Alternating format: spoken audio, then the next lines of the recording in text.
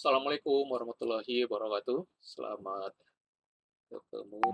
Saya Herianto, dosen di program studi Teknologi Informasi Universitas Dharma Persada, Jakarta. Kali ini kita ketemu di kuliah singkat tentang Data Science.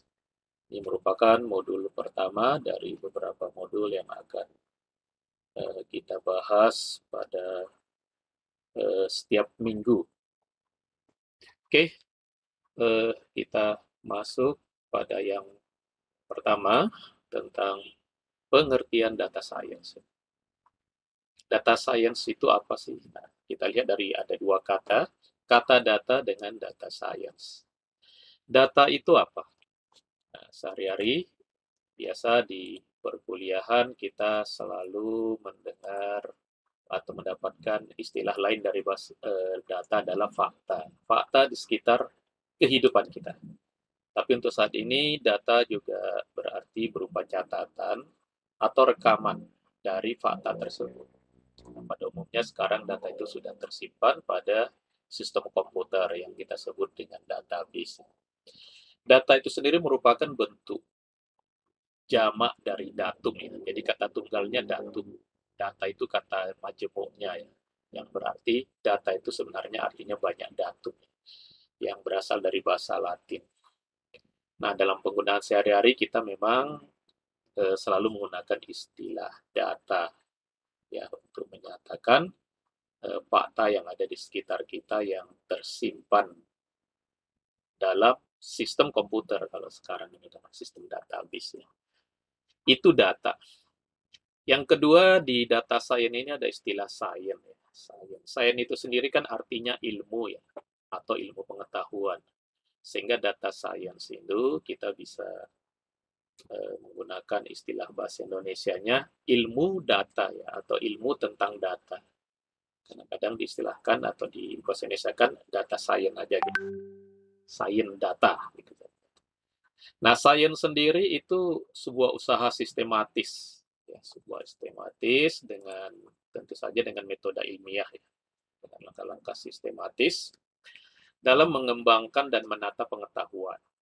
Nah, kita tahu pada metode ilmiah dibutuhkan ada bukti ya, bukti untuk sebagai penjelasan, bukti untuk memprediksi, di mana harus bisa diuji. Ini kan semuanya ilmu itu kan dalam rangka bagaimana kita bisa memahami alam semesta dan di sekitarnya. Oke, itulah pengertian data science yang saya ambil atau saya kutip dari Wikipedia.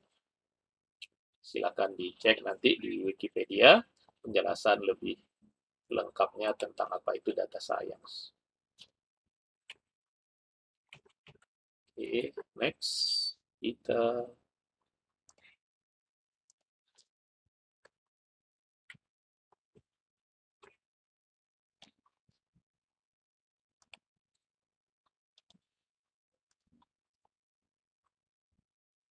kita lanjut.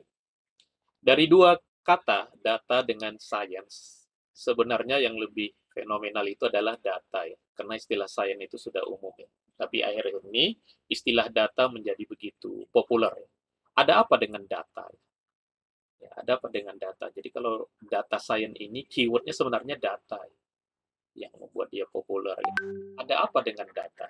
Ya, ada apa dengan data? Oke, kita lihat. Yang pertama, data itu begitu fenomenal saat ini karena pertumbuhannya, pertumbuhan data. Ya, diperkirakan oleh IDC ya, internasional data center dunia itu pada tahun 2025 data itu akan terkumpul atau tersimpan ya kalau ditotalkan itu 175 zettabyte. Nah, ini zettabyte itu di sini. Zettabyte ya, zip ya, zettabyte. 1000 pangkat 7. Berarti 1000 itu 10 pangkat 3 dikali 7 ya. 10 pangkat ini nolnya 21 ya. Nah, 10. 1, 2, 3, 4, 5, 6, 7. Jadi nolnya sekitar ada 21 kalau dalam desimal. Ya kalau di dalam biner nanti kan itu sekitarnya gitu ya. Karena kan 1000 di dalam desimal itu kalau di dalam biner kan 1024 ya. Yaitu nama satuannya zeta. Kalau selama ini kan kita taunya mega ya sekitar 1 juta, giga sekitar 10 pangkat 9 gitu kan. Tera sekitar 10 pangkat 12. Nah, saat ini kita masih di zaman tera ya. Peta itu masih jarang digunakan pada ukuran-ukuran kapasitas ya.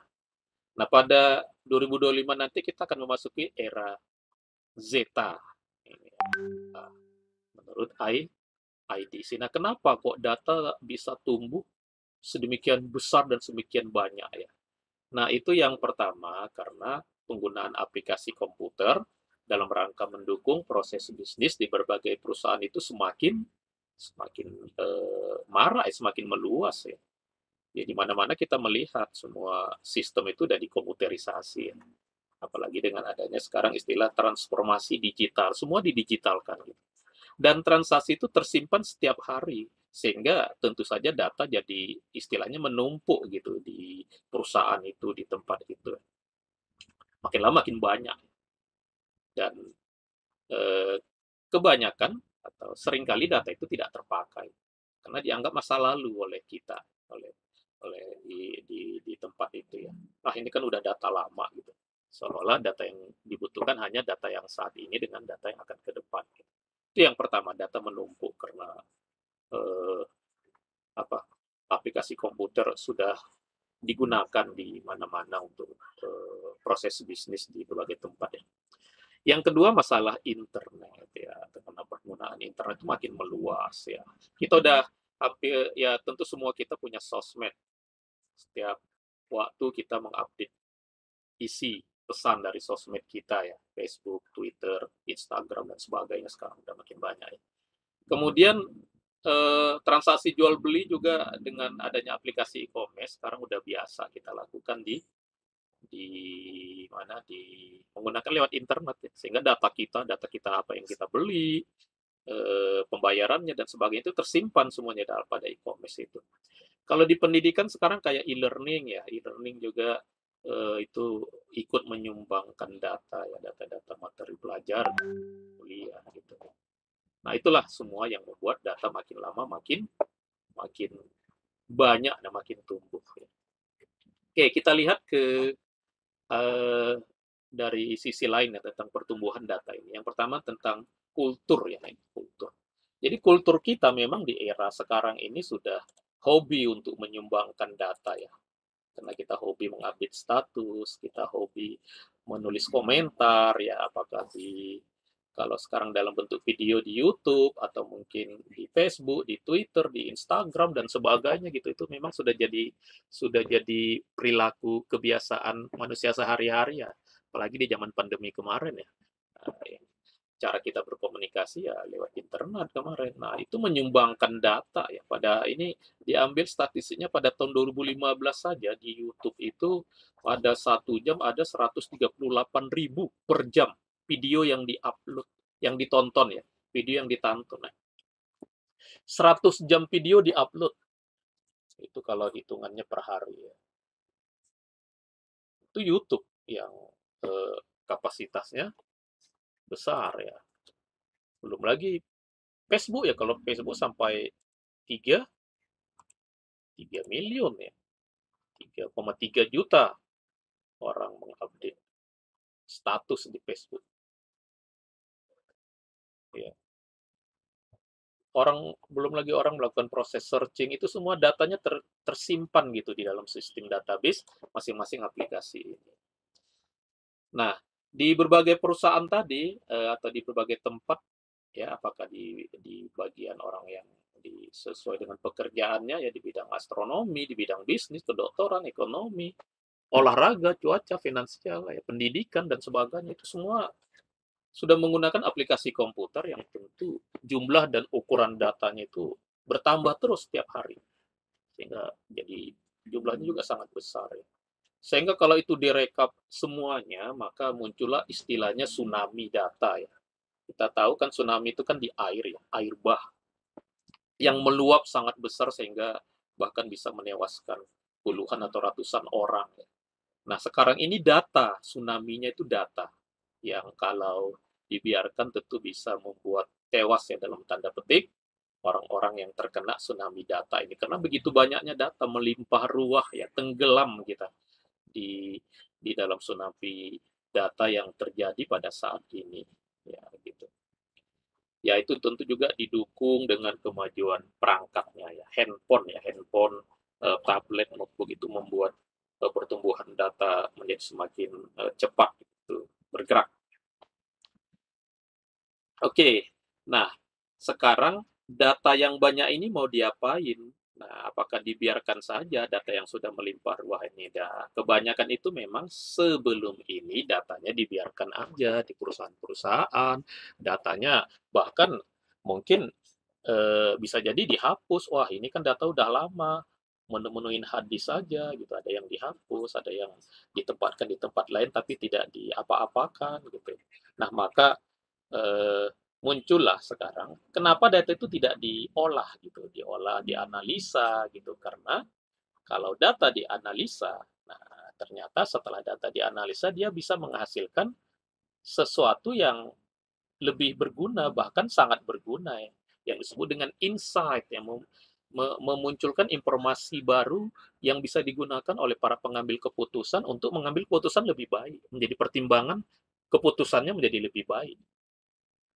Nah, itu baru disadari, oh ternyata data ini bisa digunakan untuk menghasilkan sesuatu yang sangat berguna ya, sehingga sekarang bahkan karena begitu sadar ternyata data itu begitu berguna, maka data sekarang itu ibaratnya minyak di zaman dulu ya. Dulu kan primadona penghasil apa? Penghasil penyumbang ekonomi itu minyak ya. Kalau di negara itu ada banyak ladang minyak, maka negara itu menjadi negara kaya. Nah, sekarang orang sudah mulai beralih memperhatikan data itu seperti halnya pentingnya dulu minyak atau bahan bakar di zaman dulu. Oke, itulah akibat apa? Akibat pertumbuhan data yang ternyata data itu ketika diolah bisa menjadi sesuatu yang sangat berguna. Apa yang sangat berguna itu nanti kita bahas. Nah, kita lihat dulu ke sejarah. Jadi data science ini sebenarnya sudah mengalami perjalanan panjang ya. Kalau ditanya ibunya, nah ibu data science ini statistik ya. Statistik. Jadi tahun 62 Tukey atau John Tukey itu sudah mendeskripsikan ya, membayangkan bahwa akan ada bidang pengetahuan yang khusus. Bidang ini fungsinya adalah untuk menganalisa data. Inilah yang menjadi cikal bakal nanti tentang data science modern. Nah, sebenarnya kan sebelumnya kita mendengar mengetahui sebuah istilah topik yang disebut dengan statistik ya. Ini jadi mata kuliah atau mata pelajar atau sebuah bidang gitu ya, statistik. Nah, pada tahun 85 CFJ Wu ya menggunakan mengusulkan istilah data science ini di digantikan aja dengan istilah statistik ini digantikan aja dengan istilah data science gitu katanya. Ya, karena mungkin si si Wu sudah melihat statistik ini istilahnya sebenarnya bisa diperluas gitu penggunaan penganalisaan data itu karena sudah dilihat dengan hadirnya sistem komputer, statistik itu bisa jadi penggunaannya bisa lebih luas gitu. Seperti itu ya. Karena kan kita tahu statistik itu kan ada dua hal yang dibahas di statistik ya. Dari aspek deskriptif, yang kedua dari aspek inferensial. Nah, data science ini bisa lebih dari itu nanti dia yang dihasilkan. Nanti kita lihat. Nah, kemudian pada simposium statistik di Universitas Montpellier yang kedua, nah, mulailah diakui bahwa ada sebuah bidang baru, disiplin baru yang disebut dengan data science. Nah, tentu saja tetap dasarnya adalah dari statistik. Nah, kenapa? Karena analisisnya pakai komputer dan nanti yang dihasilkan itu dalam bentuk model. Nah, istilah data science juga bisa kita lihat itu di tahun 74 sebenarnya Peter Naur sudah mengajukan alternatif data. Ini bahkan lebih jauh ya, istilah ilmu komputer si Peter mengusulkan menggunakan istilah data science ya. Tapi akhirnya pada tahun 97, nah kembali Yu ya menyarankan bahwa statistika harusnya diubah menjadi data science saja. Jadi Kalau si Yu mengusulkan diubah ya. Kalau sekarang kan yang terjadi statistika tetap ada, data science nanti merupakan bidang yang baru ya. Nah, jadi ini bahkan menjadi nomenklatur ya. Kalau di kita sekarang, data science ini sudah menjadi program studi. Sama halnya ada program studi sistem informasi, teknik informatika, teknologi informasi. Sekarang udah ada bidang program studi namanya data science.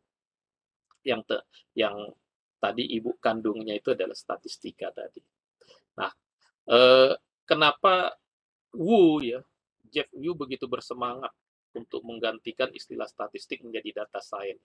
Karena memang ada di beberapa pihak ya yang mengkritik statistik ini apa dikritik katanya tidak akurat ya, apa bahkan ada kadang-kadang orang mengkaitkannya ini mirip aja nih dengan akuntansi gitu, bidang yang paling banyak menggunakannya bidang akuntansi katanya, dan hanya terbatas pada mendeskripsikan data gitu. Nah itu makanya sudah kita pakai istilah apa data science aja kita kata Siwi. Akhirnya pada tahun 88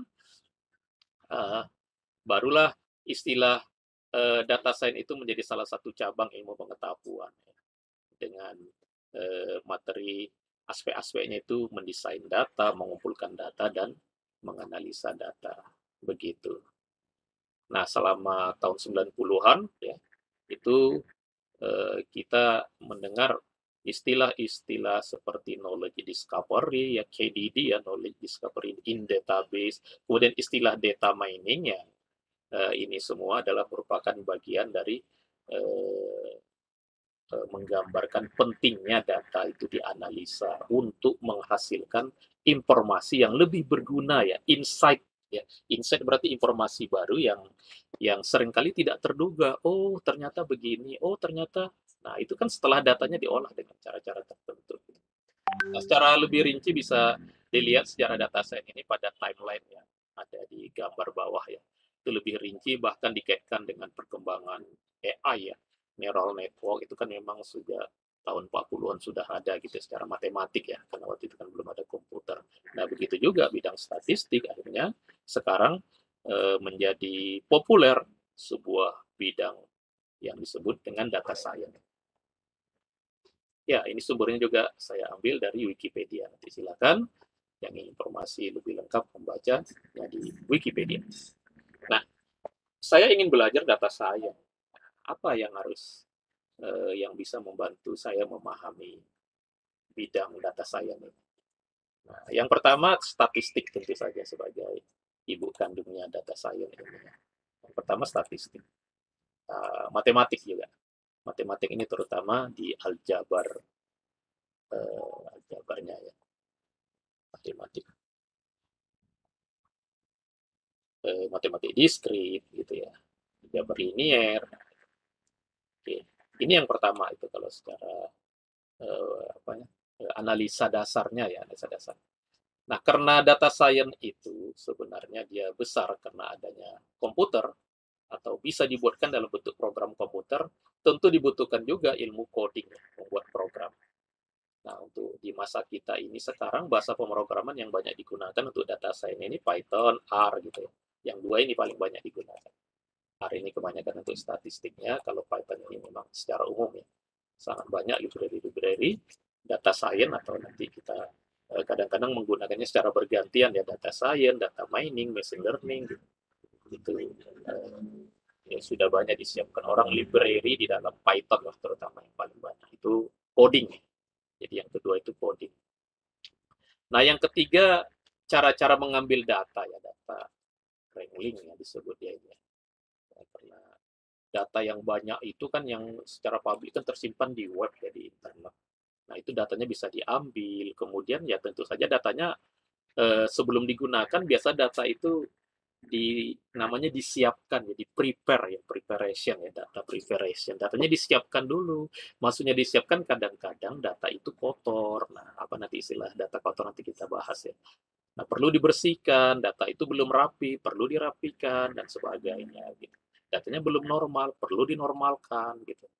Itu juga harus kita kita pahami gitu tentang proses menyiapkan data ini. Nah, kemudian data visualisasi. Nah, ini biasa seperti di statistik ya. Kalau statistik deskriptif itu kan memang salah satunya adalah kita dengan menggambarkan data dalam bentuk diagram, ya, data menjadi diagram atau menjadi chart bentuk tertentu gitu. Skill ini juga harus atau ini juga harus kita perkuat gitu ya, kita perkuat. Nah, kemudian tentang ilmu machine learning. Nah, machine learning ini kan sebenarnya bagian dari bidang AI ya, artificial intelligence. Tapi sekarang metode machine learning sangat diandalkan di data science. Jadi dia menjadi bagian dari data science ini, machine learning. Nah, gimana itu cara kerja machine learning? Nanti kita bahas. Ini aspek-aspek teknis yang harus dikuasai gitu orang-orang yang ingin menguasai data science. Nah, nanti untuk aspek-aspek non teknisnya yang softnya ya, kalau yang tadi yang hardnya, ya, yang soft skillnya kayak masalah bekerja di dunia nyata, ya, bekerja sama, ini tim player, ya, kemauan ya, attitude ini ya, belajar seumur hidup, cara-cara berkomunikasi, kemudian nah, etika ini kena berkaitan dengan menggunakan data publik, data orang itu juga kita harus tetap mengingat prinsip etis ya. Etis enggak kalau data orang ini saya olah, saya sebarkan gitu. Nah, itu juga nanti harus dimiliki juga oleh seorang data scientist ya. Jadi seorang ahli data science ini biasanya disebut data scientist. Ya, data science ini memang ya dia melibatkan hampir banyak disiplin ilmu ya. Makanya disebut di sini multidisiplin. Ya, selain tadi ini ya multidisiplin. Selain statistik tadi ya, kalau ini kan ini kalau di orang komputer ini pattern recognition ya, pengenalan pola, database dari segi teknologi ya, pengolahan data. Nah, termasuk sekarang data mining ini bagian dari data science. Ya. Ini yang tadi machine learning. Machine learning yang bagian dari AI gitu. Nah, ini juga tadi yang cara memvisualisasikan itu juga nanti di dalam analisa data ya, data analis bagian dari pekerjaan seorang data science gitu. Ya, dan pekerjaan data science ini sangat tergantung pada domain knowledge-nya. Maksudnya domain knowledge ini pada kasusnya. Nah, gitu. Jadi orang yang bisa memanfaatkan teknik-teknik atau metode data science untuk memecahkan masalah di tempatnya, dia harus paham kasus di sana. Nah, itu namanya domainnya ya, pengetahuan yang yang terjadi di lapangannya betul. Oke, istilah data science seringkali dipertukarkan, dibulak-balik, di apa, dianggap sama juga ya sering ya dengan AI ya. Nah, kita mau bahas apa sih bedanya data science sama AI? Apa sih bedanya data science sama data mining? Apa sih bedanya data science sama big data gitu? Beda atau sebenarnya istilah yang sama gitu? Oke, yang pertama data science dengan AI ya ini data science dengan AI. Jadi data science dengan AI itu sebenarnya dua bidang yang berbeda. Ya, AI sendiri, data science sendiri. Cuma dengan perkembangan di bidang AI, adanya machine learning. Dan machine learning ini digunakan oleh bidang data science ya, untuk mengolah datanya, maka jadinya beririsan. Jadi gitu. Jadi dua bidang yang berbeda, tapi ada yang menyatukannya. Nah, itu namanya irisannya ya, intersectionnya ini. Yang menyatukannya itu machine learning. Jadi machine learning ini lahir dari artificial intelligence ya, dari neural network, dari neural network lahir machine learning ya. Sebenarnya nanti setelah machine learning ada lagi namanya deep learning ya. Nah, itu digunakan oleh data science. Jadi beririsan dia sebenarnya. Artinya tidak semua data science itu AI dan tidak semua AI itu adalah data science. Nah, begitu. Ini kan ada ini bagian-bagian AI lain yang bukan machine learning. Ya. Jadi AI itu tidak hanya machine learning ya. Di AI itu ada bagian apa? Bagian searching ya, bagian logika formal dan sebagainya itu kan teknik-teknik yang ada di bagian di bidang artificial intelligence. Nah, data science itu sendiri kan tadi ya ilmu bagaimana menggunakan data gitu untuk menghasilkan hal yang lebih bermanfaat. Oke, jadi data science dengan AI itu bidang yang berbeda tapi punya irisan. Nah, sekarang bagaimana data science dengan data mining? Nah, kalau data science dengan data mining ini superset ya. Jadi data science itu supersetnya data mining. Artinya berarti data mining itu bagian dari data science. Ya, jadi kalau kita bicara data mining itu data science. Tapi tidak semua data science itu data mining nanti. Gitu. Karena yang nama besarnya itu data science. Gitu. Jadi data mining merupakan bagian dari data science. Sehingga ketika kita membahas data mining, sebenarnya itu kita sedang membicarakan masalah data science. Beda dengan AI tadi ya. Waktu kita membahas materi AI, belum tentu yang kita bahas itu data science. Gitu. Karena dua bidang yang berbeda. Kalau data mining itu semuanya itu adalah eh, data science. Nah, big data juga seperti data mining, merupakan bagian dari data science. Kenapa muncul istilah big data? Karena big data itu sebenarnya bagaimana kita mengelola data yang selain jumlahnya besar, beragam tipe datanya, kemudian kejadiannya sangat cepat gitu. Gimana itu bisa dikelola gitu sehingga big data itu dia butuh infrastruktur khusus, tidak bisa pakai teknologi database biasa. Maka muncullah istilah big data. Nah, big data inilah nanti digunakan oleh data science yang namanya big data analitik ya untuk dianalisa juga dalam rangka menghasilkan insight ya, insight yang tadi akan apa? Yang output dari data science ini kan insight ya. Jadi dari big data dengan proses big data analitik ya analisa big data bisa dihasilkan insight juga gitu. Nah, ini sebagai rangkuman ya, seperti ini. Ya, rangkumannya bahwa data science di dalamnya ada big data, ada data mining. Nah, sementara dengan artificial intelligence dia ada bagian-bagian yang berbeda gitu. Tapi ada bagian irisannya yaitu machine learning dan deep learning itu juga nanti bagian dari data science. Jadi waktu kita membahas machine learning, deep learning, itu berarti kita sedang membahas data science sekaligus artificial intelligence, AI. Tapi waktu kita membahas analisa data di data science yang menggunakan aspek-aspek statistik, itu bukan bagian dari AI, artificial intelligence tidak membahas tentang tentang statistik dasar begitu ya, itu bukan merupakan metode tujuan dari adanya bidang artificial intelligence begitu. Oke, jadi nanti kalau kita menyebut data mining, machine learning, big data, nah itu berarti kita sedang membahas data science. Oke, kemudian cakupan. Nah, data science itu apa saja sih yang dibahas? Nah, gitu. Yang pertama ada namanya data analisis. Ya, data analisis itu ya statistiknya lah gitu ya. Jadi nanti di data science ini tetap kita menggunakan analisa data yang ada di statistik ya. Namanya data analitik ya. Data analitik namanya. Nah, terutama nanti misalkan masalah visualisasi. Nah, visualisasi itu kan kalau di statistik itu kan bagian dari statistik deskripsi ya. Statistik kita tahu kan ada dua ya. Ada statistik deskripsi, ada statistik yang disebut inferensial. Nah, kalau data analitik ini bagian dari statistik inferensial. Nah, termasuk yang tadi data science ini tentang membahas tentang data mining ya. Karena dia memang data mining itu bagian dari data science, ya, machine learning, nah, termasuk big data analitik ya. Ini big data. Nah, kalau big datanya itu nanti big data analitik nanti prosesnya. Termasuk di data science ini nanti ya data science ini ya membahas tentang program algoritma. Jadi memang ya karena dia menggunakan komputer. Makanya orang-orang komputer sekarang untuk belajar data science udah sebagian ilmunya udah mereka miliki gitu yang tentang membuat programnya gitu ya. Tinggal teknik-teknik data science-nya yang dipelajari gitu. Nah, tentu saja karena komputer ya ada tool-tool ya, tool-tool tertentu gitu ya yang juga harus dibahas di bidang data science. Itu namanya cakupan data science. Oke, ini bagian yang juga sering ditanyakan. Memang data science itu menghasilkan apa sih kok hebat banget ke bidang data science ini sekarang ini lagi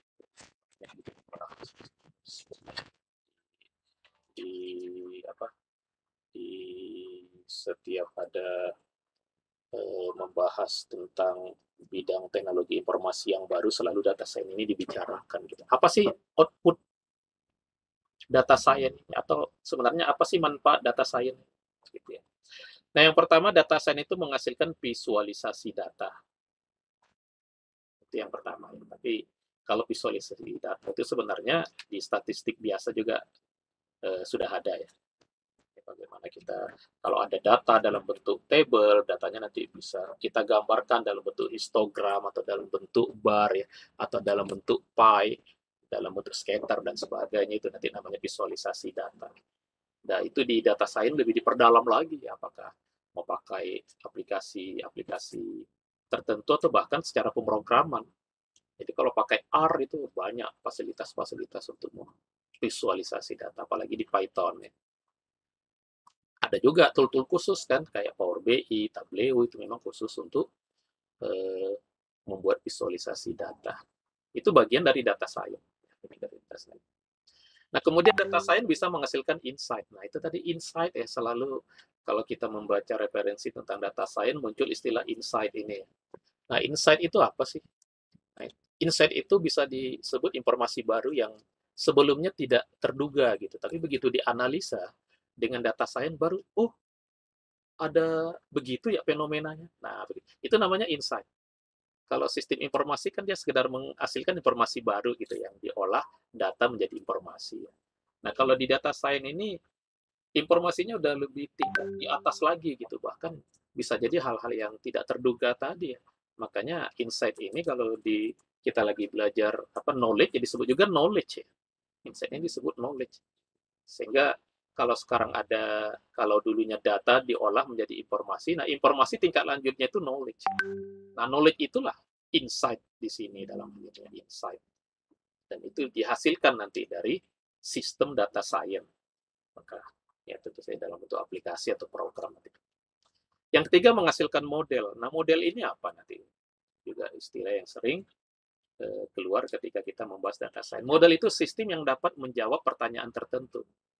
Itu nanti yang dimaksud dengan model ya di dalam. Jadi menghasilkan model, berarti model itu sebuah sistem di mana dia bisa mengambil input, diolahnya menjadi output ya, sistem yang dapat digunakan untuk menjawab pertanyaan tertentu. Nah, oke, yang lebih istimewa, data science bisa menghasilkan apa? Yang lebih istimewa adalah data science bisa menghasilkan aplikasi di mana aplikasi itu bisa digunakan untuk memecahkan masalah, maksudnya di sini aplikasi komputer ya, tanpa perlu algoritmanya didesain atau dirancang. Nah, ini saya buat warna merah karena ini pernyataan yang menarik ya untuk kita programmer ya. Kalau yang udah biasa membuat program, biasa kan kita membuat algoritma dulu atau mungkin menggunakan flowchart ya. Tapi ini ada pernyataan menarik. Ada program yang kita buat tanpa perlu kita pikirkan algoritmanya gimana. Nah, begitu. Dan itu bisa kita capai dengan menggunakan data science. Gitu. Kita bisa membuat program tanpa kita perlu tahu gimana sih cara kerja program itu secara algoritmik ya. Nah, kok bisa? Nah, gitu kok bisa ya. Kalau kita biasa buat program yang selama ini ya, nanti disebut program tradisional. Nah, itu kok bisa gitu? Kok bisa kita buat program padahal kita nggak tahu algoritmanya? Padahal kita tahu program itu dibuat berdasarkan algoritma. Implementasi dari algoritma kita nyebutnya program gitu. Tetapi nah harus kita ingat ada materi yang namanya masalah-masalah non algoritmik. Jadi tidak semua masalah itu ada algoritmanya. Nah, ini kan dibahas di algoritma tingkat lanjut kan. Tidak semua masalah itu ada algoritmanya. Jadi di dalam kehidupan kita itu kan ada banyak masalah ya, masalah kehidupan. Tapi tidak semua masalah kehidupan kita itu ada algoritmanya. Sehingga kalau tidak ada algoritmanya, maka jadinya tidak mungkin ada programnya. Kan begitu di dalam pikiran kita selama ini ya. Nah, ternyata ada beberapa kasus yang kita tidak bisa buat algoritmanya, tapi ada programnya, aplikasinya ada gitu. Tapi kalau ditanya algoritmanya gimana, kita sendiri nggak bisa jelaskan gimana algoritmanya, karena dia bersifat non-algoritmik. Nah, itulah dia machine learning nanti. Machine learning itulah nanti yang menghasilkan sesuatu yang semacam aplikasi, kita nyebutnya model nanti. Ya biasanya kalau algoritma kita jadikan program namanya aplikasi. Tapi nanti kalau yang dihasilkan oleh machine learning, kita nyebutnya model tapi fungsinya sama dengan aplikasi itu. Karena aplikasi itu kan bisa mengolah input jadi output. Nah, model juga nanti bisa menghasilkan, bisa mengolah input menjadi output. Jadi kalau kok bisa gitu? Ya karena dia me, apa nanti me, menggunakan cara lain gitu di dalam menghasilkan pemecahan masalah berbasis program komputer. Nah, kita lihat nanti ya. Ini semestinya jadi pernyataan menarik dan menjadi pertanyaan yang ini ya. Wah, ini kok bisa? Kok bisa begitu gitu? Kok ada algoritma yang tanpa kok ada program yang dibuat tanpa memikirkan algoritmanya. Nah, itu harus jadi sebuah tanda petik menarik gitu membuat memotivasi kita untuk mempelajarinya lebih jauh. Oke, nah jadi begini. Jadi program itu katakanlah program yang selama ini kita buat namanya program tradisional ya. Sementara data science ini program-programnya berbasis machine learning. Berbasis machine learning. Ini program kita selama ini program di dalam bidang data science. Jadi maksudnya mesin itu sistemnya belajar ya, sistem learning. Berarti ada algoritma yang bisa belajar. Nah, kok bisa gitu? Kita membuat sebuah program yang programnya itu tidak perlu kita pikirkan algoritmanya. Nah, jadi begini. Jadi sistem tradisional. Kalau ada data mau kita olah menjadi output, kita kan harus buat dulu ini program. Programnya ini kita buat berdasarkan algoritma. Algoritmanya dulu kita rancang, kita implementasikan menggunakan bahasa pemrograman tertentu, jadilah program atau aplikasi. Nah, ini dia jadilah aplikasi, sehingga input bisa diubah menjadi output. Jadi kita dulu memecahkan masalah, kita tahu inputnya, tahu programnya, baru tahu outputnya. Nah, tetapi di data science, atau dalam hal ini metode machine learning ya, di data science, nah, kita nggak butuh program di dalam sistem itu. Maksudnya kita tidak butuh algoritma gitu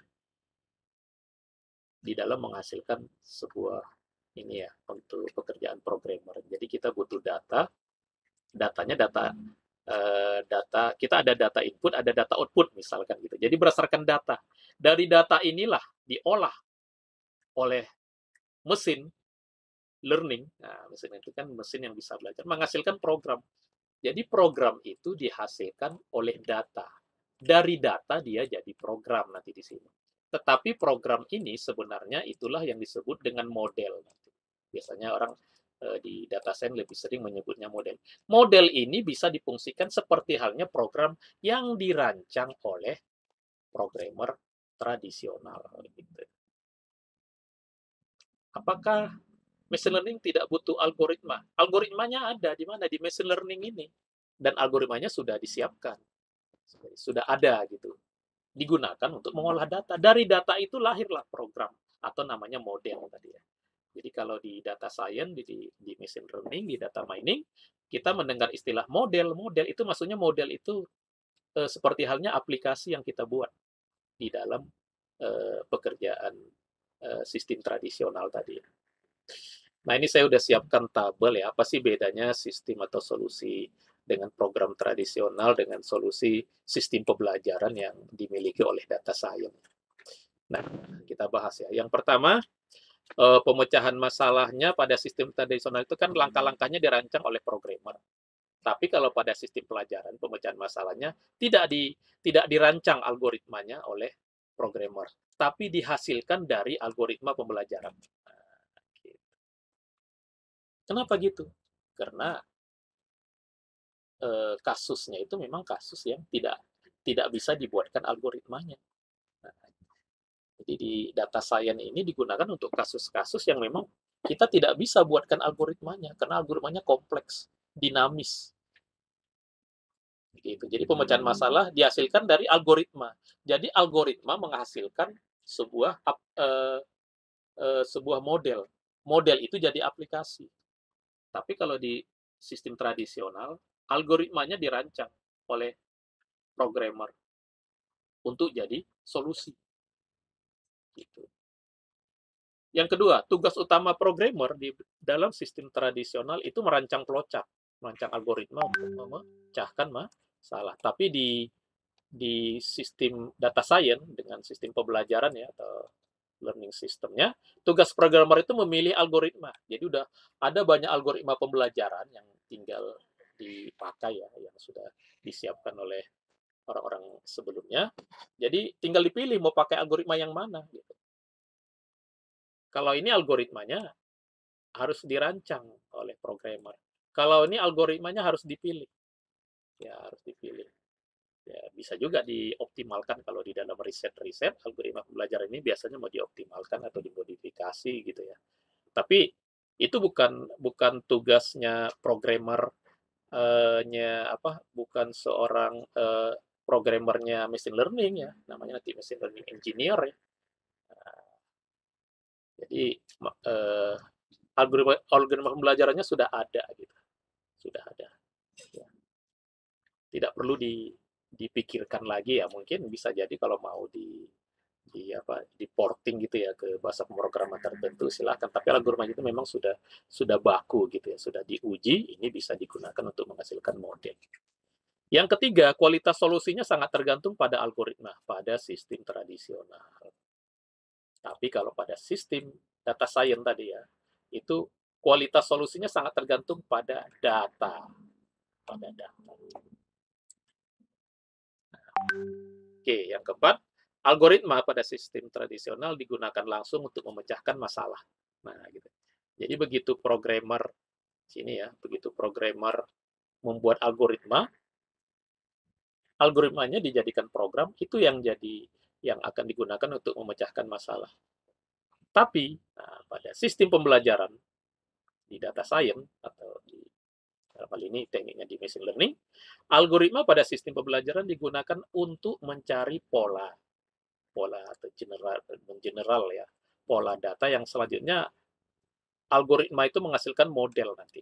Model inilah yang selanjutnya digunakan untuk memecahkan masalah. Jadi bukan algoritma pembelajarannya, tapi modelnya yang digunakan untuk memecahkan masalah. Model itu sendiri dihasilkan dari data. Itulah perbedaannya. Nah, sekarang muncul pertanyaan, gimana sih cara kerjanya itu kok bisa eh, apa program machine learning itu bekerja seperti itu. Nah, jadi pasti-pastinya seperti ini ya. Ada data. Nah, ini kan data ya. Nanti data itu biasanya kita bagi-bagi ya. Nanti kita bahas secara teknis. Di sini contohnya ini namanya datanya data training ya. Nanti ada data testing, ada data valid gitu ya. Nah, ini data. Data ini dimasukkan ke algoritma pembelajaran tadi yang ini sudah banyak gitu di apa disediakan oleh para pakar di bidang machine learning atau di bidang data science, kita tinggal pakai gitu ya, tinggal kita pilih gitu. Kalau datanya ini cocoknya pakai learning algorithm yang mana gitu. Nah, nanti dari sini ya dengan proses computing dihasilkan model. Model inilah yang nanti jadi aplikasi. Berarti kalau dia jadi aplikasi, dengan model ini kalau kita beri data, maka dia bisa digunakan. Nah, yang paling umum itu digunakan untuk memprediksi misalkan. Kalau yang tradisional tadi kita langsung buat ini. Kita langsung buat modelnya yang disebut dengan aplikasi tadi. Tapi kalau di dalam program-program data science, data mining, data machine learning gitu. Model yang dihasilkan dari algoritma learning tadi. Seperti itu. Nah, ini contohnya untuk lebih supaya kelihatan itu gimana sih. Nah, gitu. Ini contoh data. Nah, data ini ada program nanti, ada program pembelajaran tadi. Nah, dari program itu dihasilkan ini rumus. Jadi program ini bisa menghasilkan rumus seperti ini. Rumus inilah nanti yang jadi model. Berarti dengan rumus ini kalau dimasukkan input data ini ya yang jadi variabelnya, dia akan menghasilkan output ini tadi jadi output gitu. Itu contoh dari data algoritma menghasilkan sebuah rumus. Jadi rumus ini bukan manusia, bukan programmer yang menghitung ini angkanya berapa, tapi sebuah algoritma pembelajaran. Ini biasanya pakai regresi gitu ya. nama algoritma pembelajarannya, jenisnya. Nah, contoh yang lain. Nah, ini data. Nah, dari data ini bisa diolah oleh algoritma pembelajaran tertentu jadi gambar seperti ini. Ini jadi peta ya, ada atau ini disebut juga dengan diagram tree ya. Ini menjadi diagram keputusan. Nah, ini kalau udah menjadi diagram keputusan kan eh, kalau ini sudah jadi tersimpan ya misalkan dalam bentuk struktur tree, biasanya ya struktur datanya bisa digunakan kalau masuk data tertentu, nanti datanya tahu nanti ini datanya kemana, misalkan arahnya ke sini gitu, berarti ini keputusannya. Sementara diagram tree ini dihasilkan dari pembelajaran. Inilah model tadi.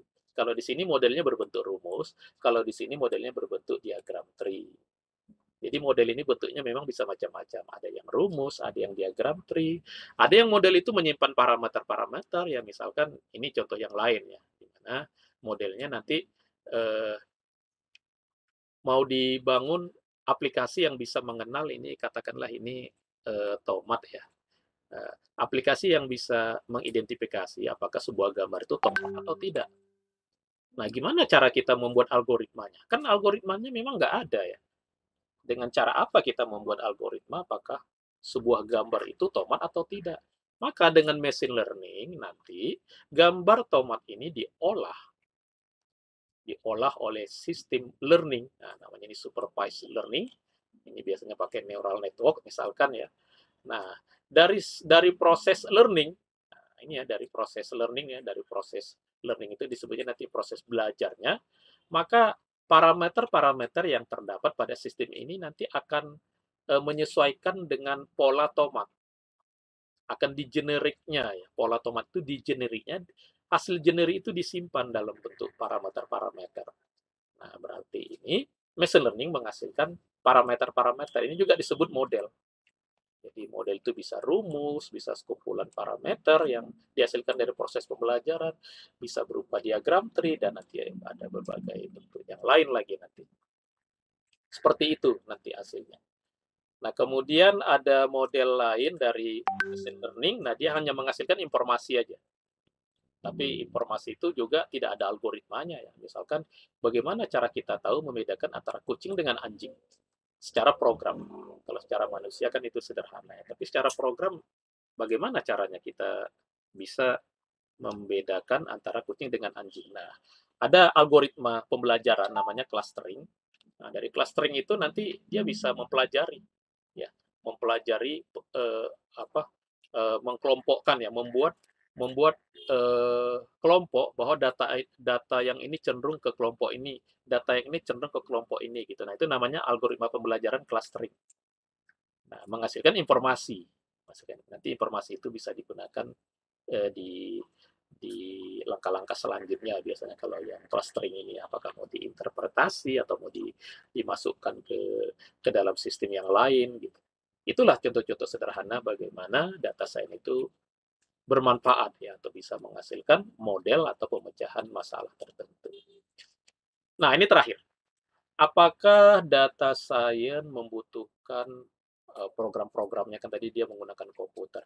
Apakah menggunakan hardware yang spesifikasi tinggi ya? Ya, biasa kan kita nyebutnya kan HPC ya, High Performance Computer ya.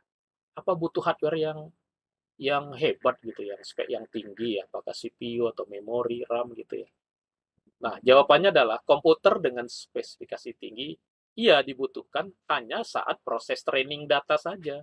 Saat proses di sini, ini memang butuh komputer yang kecepatannya yang harus harus bagus gitu ya, harus bagus. Itu pun untuk data-data yang jumlahnya besar. Misalkan kalau data gambar itu kan kalau jadi file apa kalau jadi dimasukkan ke variabel dalam bentuk materi itu datanya jadi besar, apalagi video itu kan datanya besar ya. Atau ada lagi data yang tadi yang sangat besar tadi kan disebut big data. Nah, kalau datanya yang besar seperti itu memang iya di sini butuh di sini ya. Tapi di proses ini saja. Tapi nanti, nah gitu nanti. Begitu sudah jadi model, begitu ini sudah jadi, ini model ini bisa lepas. Ini udah nggak dipakai lagi, tinggal model aja nanti ya. Ini ya, tinggal modelnya aja. Modelnya bisa digunakan secara terpisah. Dari model itulah nanti kita kita lekatkan ya, kita embedded ke aplikasi kita, apakah aplikasi kita web atau mobile gitu.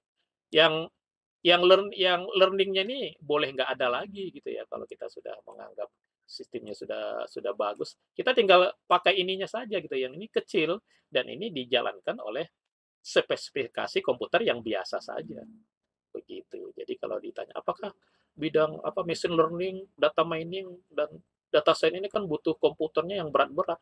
Ya, dibutuhkan pada proses ini ya, supaya karena proses learning ini dia sistemnya pakai looping ya. Looping dengan data yang besar itu tentu dibutuhkan waktu yang cukup lama kalau menggunakan prosesor dan RAM yang biasa saja gitu ya.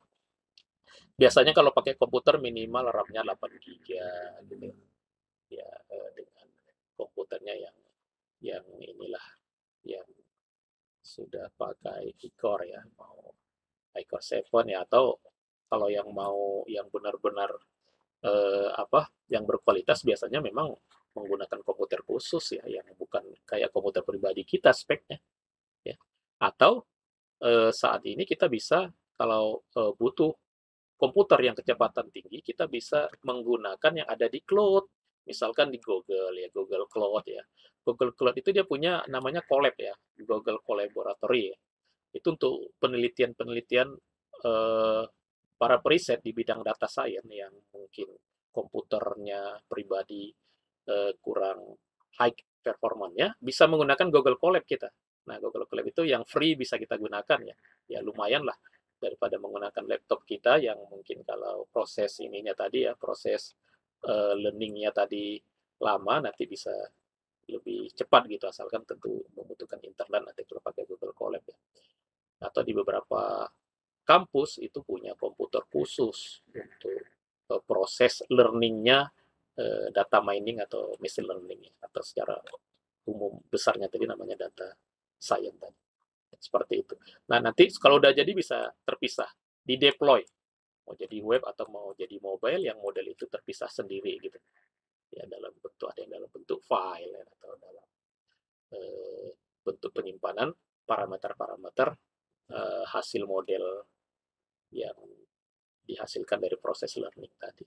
Oke, itulah pengenalan pertama kita tentang apa itu data science.